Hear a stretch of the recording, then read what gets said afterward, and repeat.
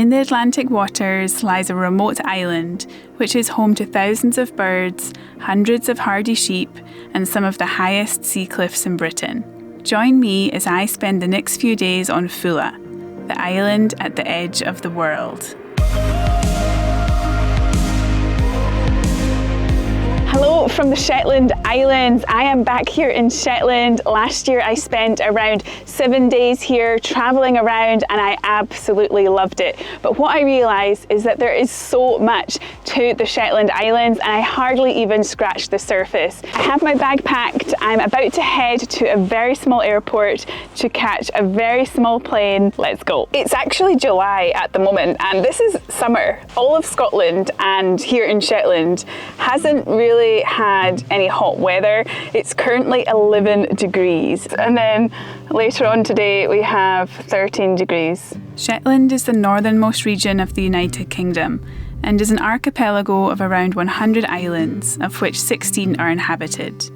Around 23,000 people live in Shetland, and I'll be catching my flight from the biggest island known as the mainland. I have arrived here at Tingwall Airport, so this is where the small flights leave to places like Foula and also Fair Isle. There is a bigger airport in the south of Shetland and it's called Sunborough Airport. So if you come from Aberdeen or Edinburgh, Glasgow, that's likely where you're going to arrive. So this airport is around a 10-minute drive from Lerwick? I'm not sure what is correct. If anyone has an opinion about that, please let us know. Behind me here is the runway. There is a small building here in the distance where I need to check in and I need to also pay for my flight because I just booked it over the phone and they said on the day when I arrive I will need to pay. So I'll go in and do that now.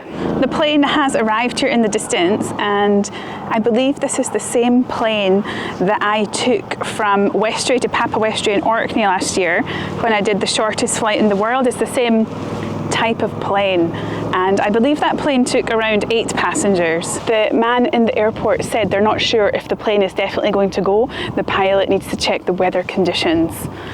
Fingers crossed. Once the pilot confirmed it was okay to fly in the weather conditions, I made the payment of £106.38 for my return flight. We watched a safety video, then boarded the plane. Welcome on board. My name's Marshall. Have you been with us before? No. Nobody's been with us before. Okay, that's good. Out to Foula normally takes us about 15 minutes. Okay. Alan should have shown you the video inside. The safety brief. That's good. Just try and make sure your phones are in flight safe mode. Just enjoy the views. Okay. Thank you. Foula lies around 20 miles west of the Shetland mainland, and the flight from Tingwall to Foula takes 15 minutes. There's also a passenger ferry which runs twice a week and takes approximately 2 hours. If you'd like to go for the day, there's a company called Shetland Sea Adventures who offers day trips to Foula. Since I'm travelling during the high season, there was limited accommodation availability and it didn't fit in with the ferry times, so I took the flight. I have arrived safely on the Isle of Foula. This is one of the most remote islands in Shetland, in the United Kingdom. In the distance I could see the mountains on the island, but we started to get closer and closer. It was so impressive to see the island from above as we landed in. The runway is so short and it was quite scary when we landed, but made it safely. At the airport I was picked up by Ken, who owns a guest house here on the Isle of Foula, and he drove me and dropped me off at the accommodation where I'll be staying. Behind me here is the accommodation. This is the Ristie Guesthouse. It's split into 2 different accommodations. I'm in the smaller studio which sleeps 2 people, and then on the other side there is a larger accommodation for more people, maybe 4 or 5 people. Let's go in and I'll give you a tour of my home for the next few days. This is a studio and there is a kitchen when you first walk in, a dining table here for 2 people. There is a lovely comfy chair as well. There's a kettle, running water, a microwave, toaster, some tea bags, coffee, salt and pepper. The cupboards are really well stocked. Lots of plates, glasses. In here there are some pots and pans. Cleaning products, lots of cutlery, utensils, tea towels, bin bags. There's some more pans in there and salt. This looks like it's the bathroom. So there is a toilet and a shower and also a sink. Perfect. There are some books, that's good. Actually, I couldn't bring any books because my bag had a weight limit. Here is the bed, double bed, and there are some towels. There's also a heater in case it's a bit cold. I might need to use that actually because it has been quite cold recently. Look at the view out the bedroom window. That is incredible.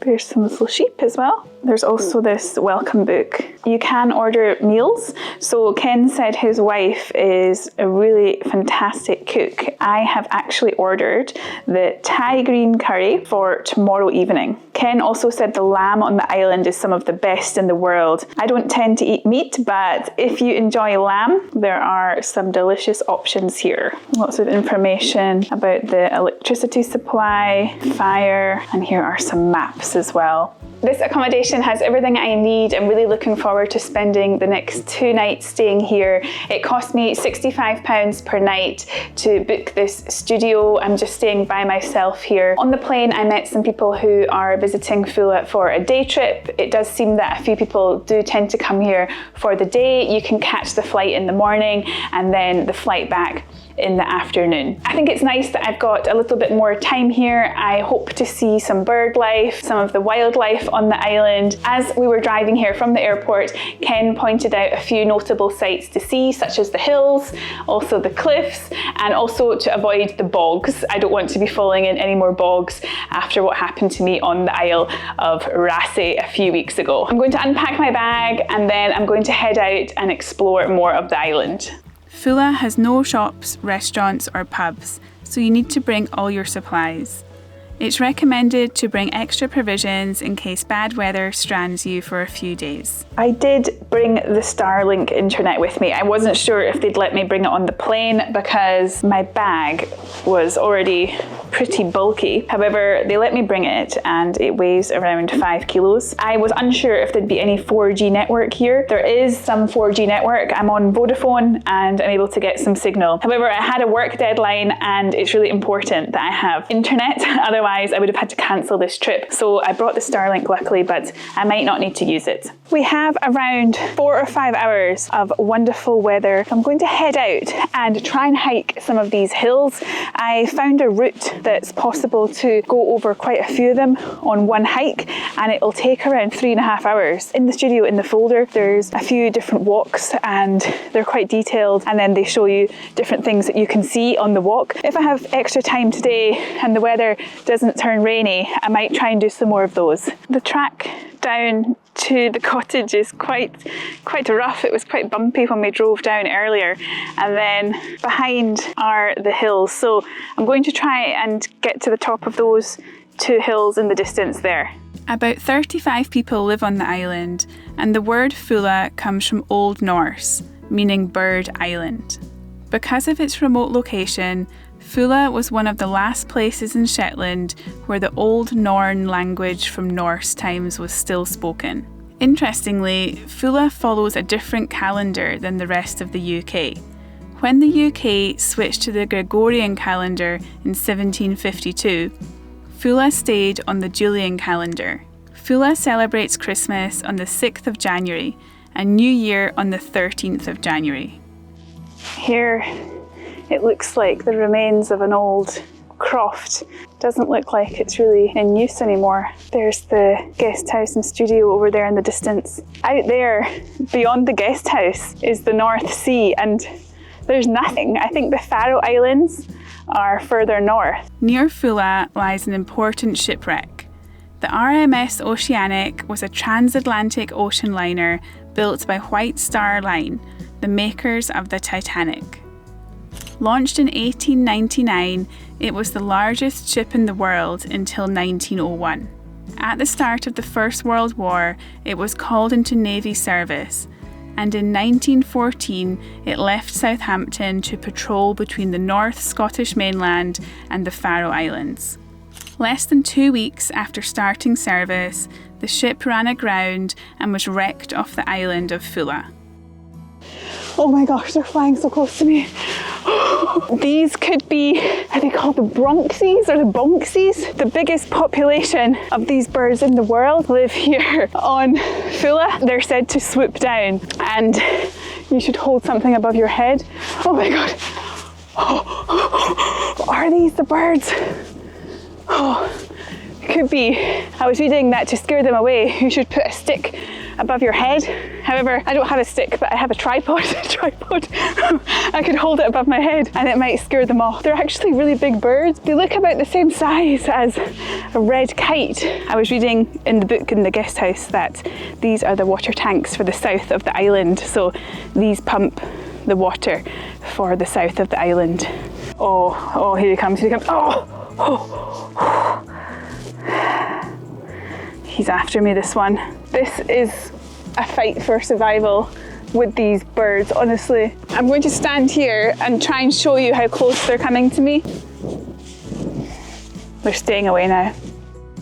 As soon as I packed away the tripod, one of them came down and almost hit me. I'm going to film like this so you can actually see them, how close they're coming to me. Oh, I just want to see the cliffs, please. Here's one, here's one, here's one. Oh, they're doing like rounds of rallies. Oh my God. Oh. I feel like they're getting closer to me every time now. Oh my God, go away! Oh. This one really has got it in for me. He hates me. Go away, go away. I'm gonna hold the tripod in the air. This one's finally gone. I've arrived here at the top of the cliffs. They are massive, so huge. It's really windy up here, and Ken, the owner of the guest house, told me you need to be really careful. The wind can change direction really suddenly, so you don't want to be too close to the cliffs. I walked 5 or 10 meters along the path here and I spotted some puffins already. I can see 2 puffins. Let me show you. They are so cute.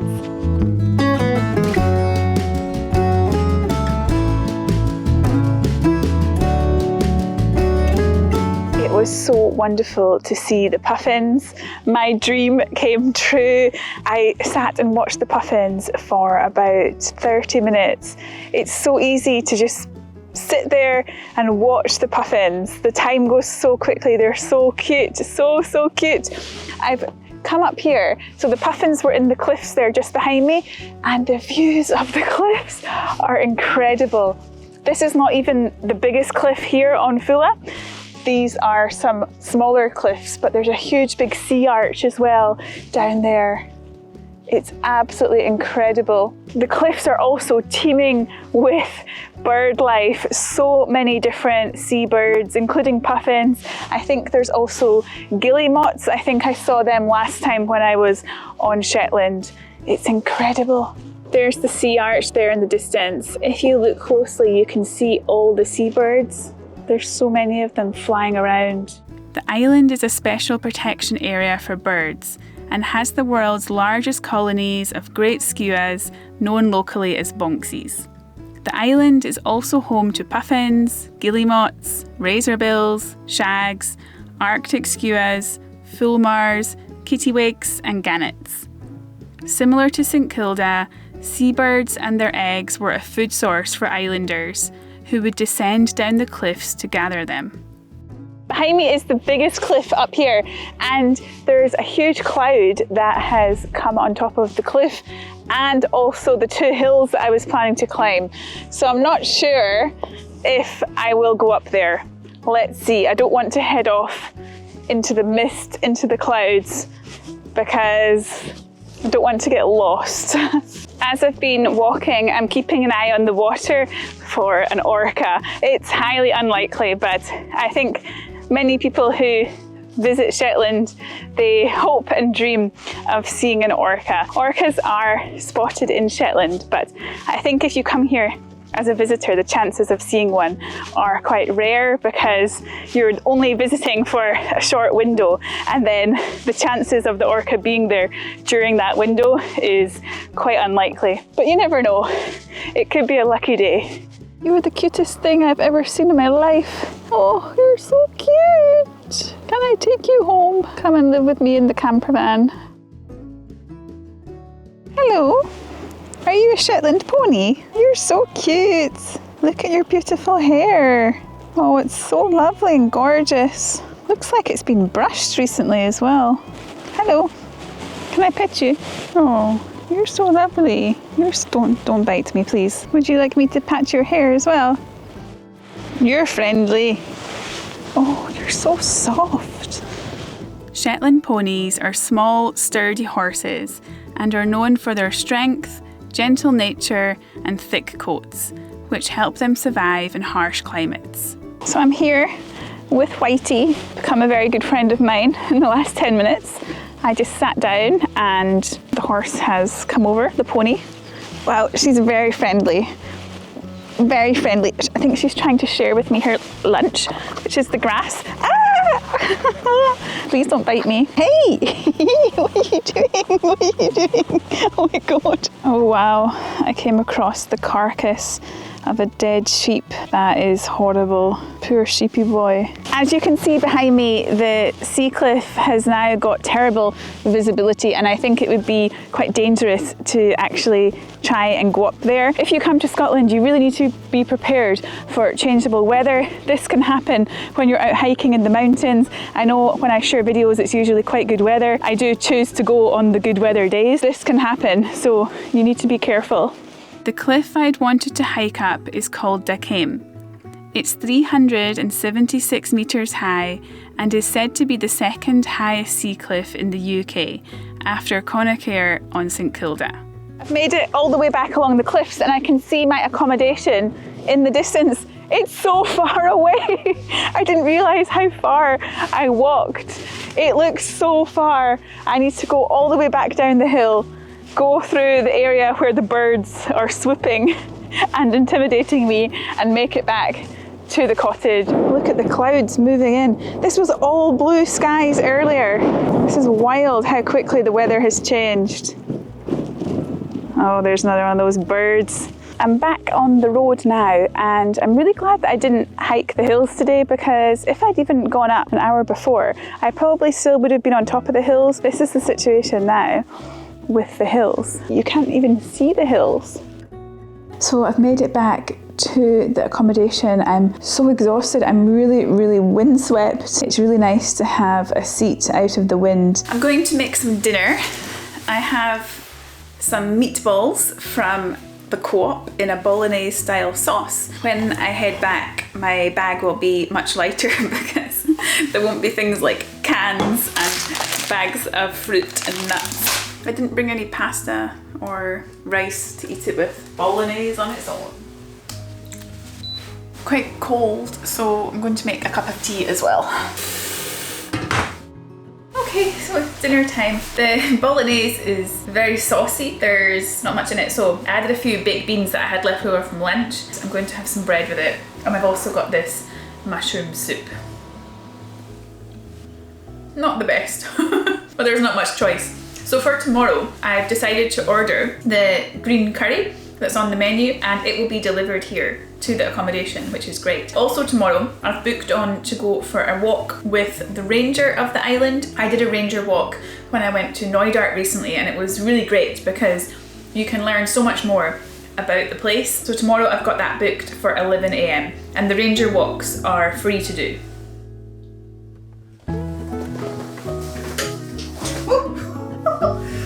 Wasn't expecting that. Oh, that's lovely. My first day here on the Isle of Foula has been so amazing. I've really enjoyed it, and I'm so excited to have a few more days here on the island to explore. The reason I'm able to do trips like this is due to video sponsors, and I'd like to thank Manta Sleep for sponsoring this video today. Manta Sleep are a long-term sponsor of my YouTube channel.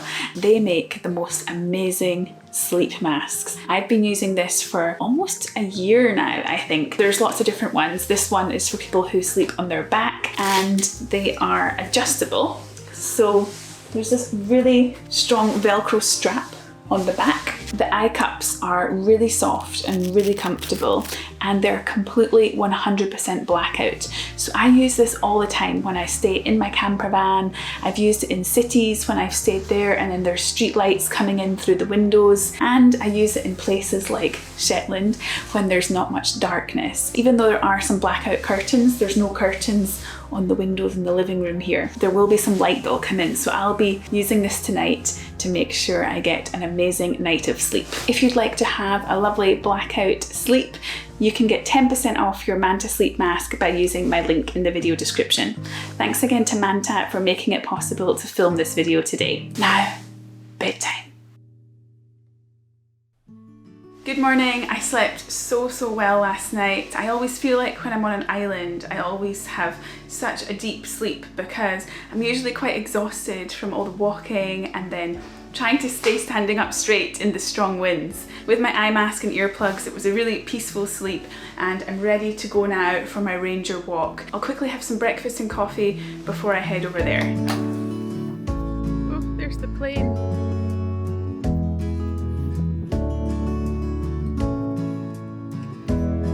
Oh, the birds are coming for me again. The road near the house seems to be a place that they like to attack. Fishing has always been an important part of life here, but as I walked from the accommodation to the other side of the island, I passed some crofts, which are small farms where people grow crops and raise animals. Foula has a unique breed of sheep known as hardback sheep, distinguished by their very hairy fleeces. Due to the island's remote location, these sheep have remained unchanged and are considered the most traditional Shetland breed. These sheep are an important part of the island's economy. On my walk, I also saw peat, which is used for fires. Most of the islanders live on the same side of the island as the pier and the airstrip. There's a church, a post office, and a school with solar panels. The island has no connection to the national grid, so the islanders run their own electricity scheme.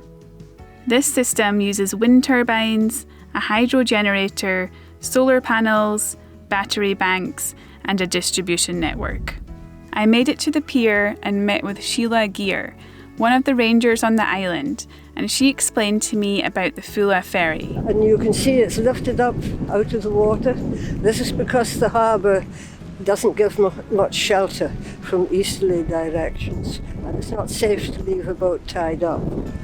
Even this little boat here gets lifted up if it's coming wind from the east. It's lifted up automatically every day when they come in, so that the crew can go home without having to worry whether it's all right through the night or not. And you mentioned it's quite unusual to lift up the ferry. It doesn't happen in many other places. It doesn't happen in many other places. In Britain, though, of course, other places worldwide it does. A monthly mail boat to Foula started in 1879, after the minister wrote a letter to Queen Victoria. However, there were challenges as there was no harbour. A pier on Foula was finally built in 1914, after years of petitioning. Oh, these ones are so small. How old are these? This is Italian. Oh, right. 29 inches at the shoulder. They're measured at the shoulder. Okay. And he's about 14, I think. 14. Wow. And how old is this small one? Baby born this year. Oh, This one is. they're gorgeous. How long does it take until they become full size? Oh, it'll take. They're quite slow growing. By 3 years, they're adult and you can breed them. Okay. But they'll actually maybe grow another inch during the next couple of years. Just depends. Some are quick growing and some are slow. But no, here we actually use them just for breeding and selling them. Sheila talked about the wildflowers and plants on the island and how they're used. She also shared stories about life on Foula in the past and showed me the old well. This is the well we used to use. You can see it's quite small, not very deep, but this served all the houses around this area. And when I was a child, this is all we had. And it was only about 40 years ago that we got a water scheme, which was piped into every house on Foula, so we never were short of water again. But when we just had this well, in the summer when it was nearly dried up, we used to use the brown water for washing our clothes in, and people used to take their washing down to the side of the barn and a big zinc bath, and they used to heat the water on a bonfire and then wash their washing down there and hang it out on the wall to dry. Quite a different time.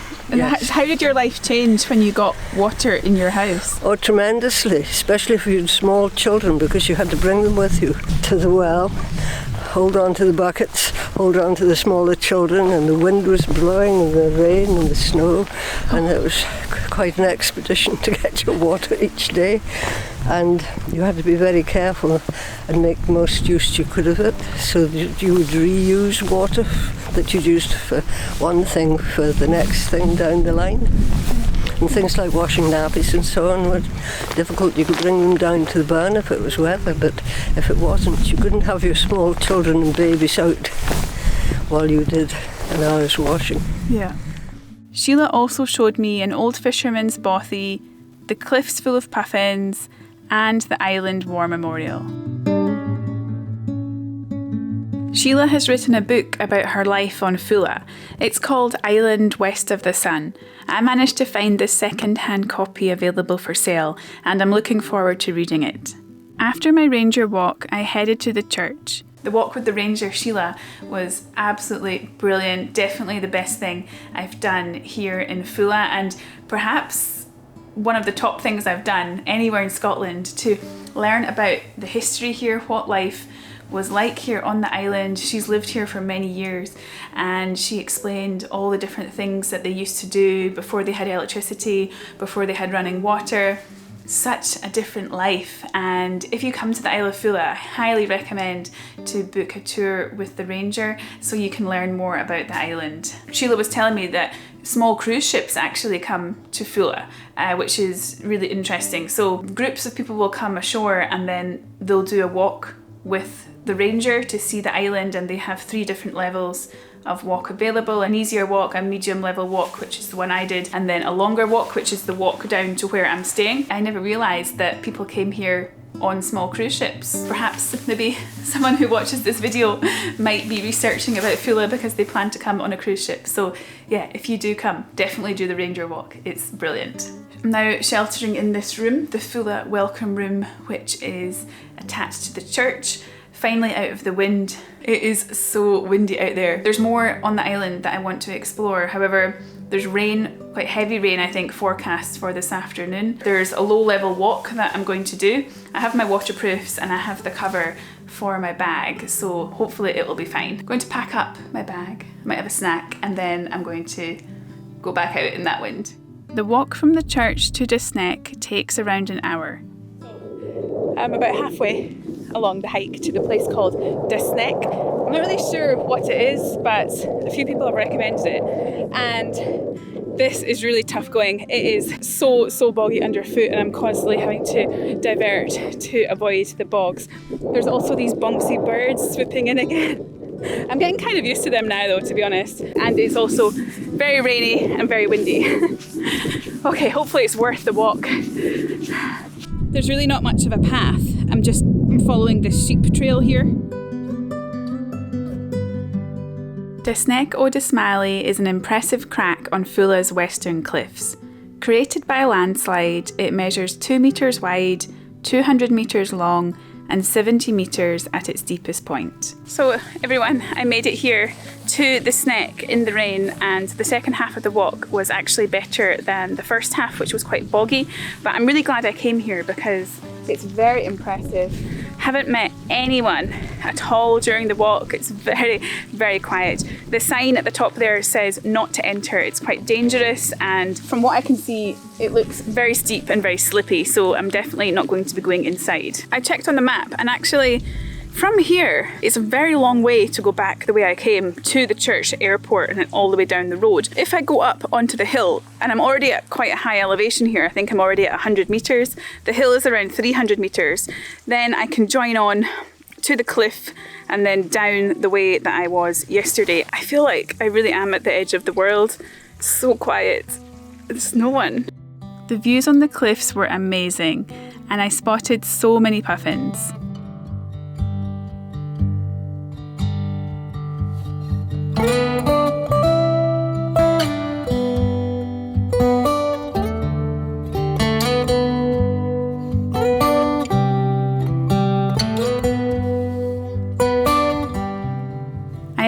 wanted to hike up the hills on the way back, but the rain and the wind really picked up, so I battled the elements and headed back to the church.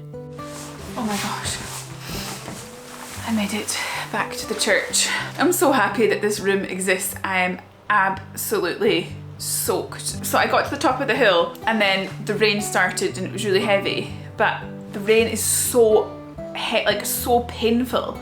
My face, it felt like I was getting hit by hailstones. It was really painful. My eye is really sore as well. It was all going in my eye and I could hardly see. It is out of control out there, and I think it's probably a 50-minute 5-0 walk back to the accommodation from here. So I'm going to just take a rest for 5 minutes, have a drink of water, and then I'm going to go out there and make my way back to the accommodation. But it was worth it. I mean, I was happy that I got to see that rock formation and I got to see more puffins over the other side, so it was worth it. And at the end of the day, it's only rain. And now that I'm back on the road, it's pretty easy to walk along, and you never know, someone might pass and I can maybe hitchhike for a lift. Let's see. I think you need a certain type of waterproof for Scotland, and I don't think these are good enough. I've never had a great experience with them, like with continuous rain. So if anyone has any waterproof recommendations that can survive the sideways Scottish soaking wet rain, please let us know. It is out of control out there. Look at it pouring against the window. Oh my gosh. I have this really huge bag with me because this one holds all my things for staying overnight as well. But this rain cover's kept everything dry inside. I have a lot of camera equipment in there and lenses. I had a zoom lens for taking the videos of the puffins, my drone, which haven't really been able to fly because it's so windy and so rainy, but yeah, it's kept everything dry, which is good. So I made it back to the accommodation. That was a walk. I was absolutely soaked. So I've changed my clothes. I only have one other change of clothing, but all my jacket and my bag, the straps in my bag are absolutely soaked. So I'm trying to put them near the heater and dry them out so I can hopefully wear the jacket tomorrow. So my dinner has arrived. The hosts there, they dropped off my dinner. Oh, I'm very excited. So this is it here. Let's have a look inside. Okay, what's in here? Oh, this is the curry. That smells so good.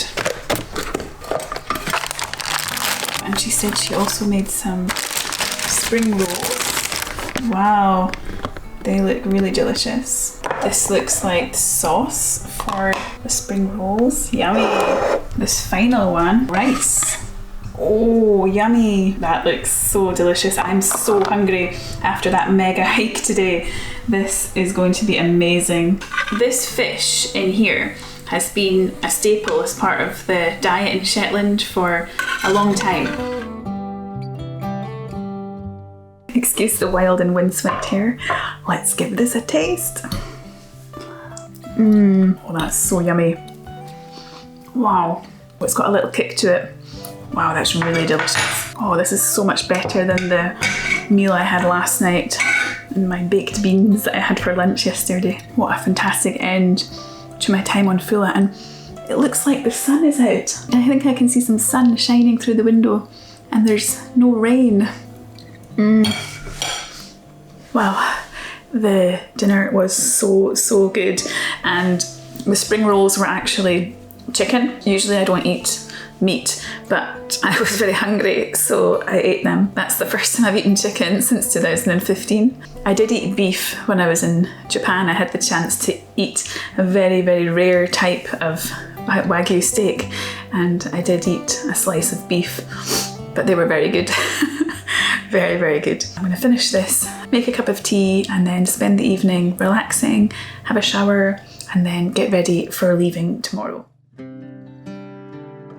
I've cleaned up the accommodation. If you don't want to do the cleaning, you need to pay an extra fee. The owner is coming to pick me up now and take me back to the airport. So time to say goodbye to the accommodation, to Foula. I've had such a great time here. My flight back to the Shetland mainland was at 10:40 a.m. and I was the only person on the plane. Foula is unlike anywhere I've travelled before. It's the first island I've visited that has felt truly remote, and I have great admiration for the people who live there. Thank you for watching the video today, and join me next time as I head to another island which holds the title of being the most remote inhabited island in the UK.